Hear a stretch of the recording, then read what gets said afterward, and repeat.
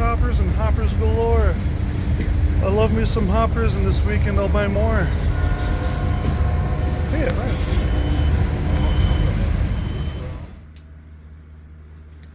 Hey everyone, welcome back to Sean's Trains.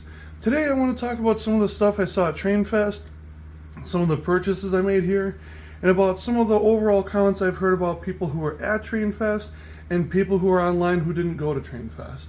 So welcome to Sean's Trains, and here's my post-Trainfest review of the 2025 Trainfest at the Baird Center. This time, it was put on by the National NMRA with people from the International NMRA.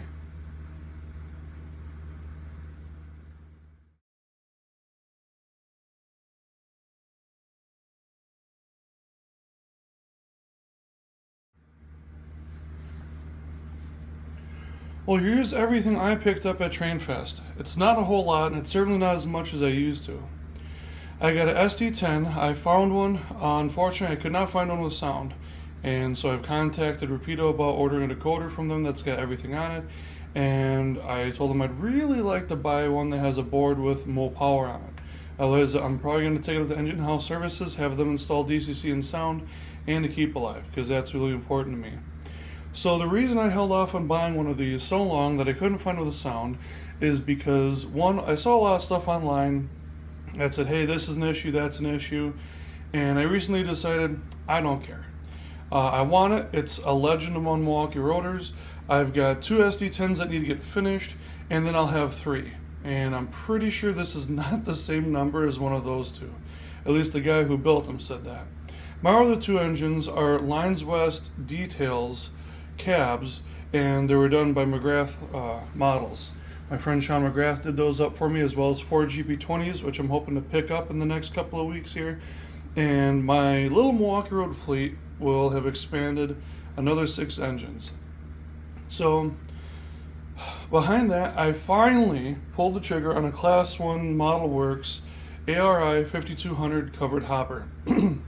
Now, I've really been hesitant on buying Class 1, not because I don't like their stuff, not because they don't make anything good, and not for any reason in particular other than if I'm going to spend $60+ on a freight car, I really have a hard time doing it with a new manufacturer.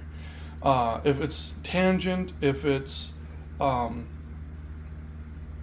Miniatures or an Otter Valley, that's one thing. I'm familiar with those guys, but Class 1 Model Works is still new to me.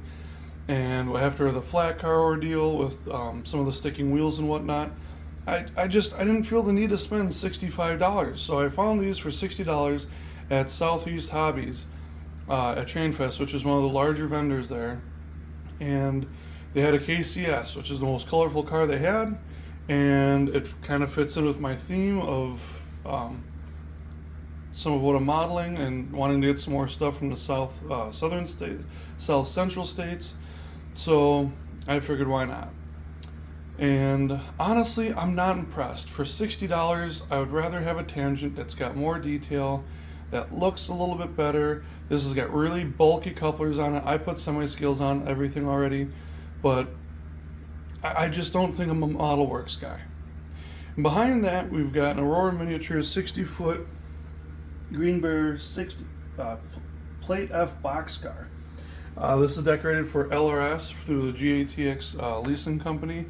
And the reason I got this was when I was recently up north, I saw 4.3 miles of 50 and 60 foot boxcars. Now those are all rail box or TTX, but it still tickled my imagination enough that I wanted some more large boxcars, and I didn't really have many. I see that Walthers is coming out with these, but the more I think about it, the smaller my layout gets, and I'd rather have more detail on my equipment. So that's why I'm starting to lean away from, the value brands. I still love all my Walthers stuff, but all my intermodal, that's just the Walthers mainline. But I'm really, really starting to lean towards the more detail and just having less of it. Now, as far as this little excavator here, this was $55. And the reason I got that was because it had this for cutting up scrap. One of the plans for my layout is to model Superior, Wisconsin. I've got a track plan for it. right here. I plan on basing my track plan around this, and this is based on a plan that Rob Chant did for a gentleman based on Burlington Northern. I think this will give me a fairly good representation of Superior, Wisconsin. It's got enough industries to switch, it's got a massive scrapyard, it's got an intermodal yard, big grain elevator, and that liquid fertilizer is probably going to turn into ethanol or crude oil or something else. So the plan is to have this guy in the scrapyard tearing stuff up, and I confirmed with my friend Stephen Hamilton of Tag Trains, who's a great friend of mine, and he's weathering up some hoppers for me. But confirming with him and a couple other guys, they were just walking around the show, just having a fun conversation. This guy's big enough to tear up freight cars. So I'd like to have a scene where he's cutting up an old boxcar or something and taking a few chomps out of it.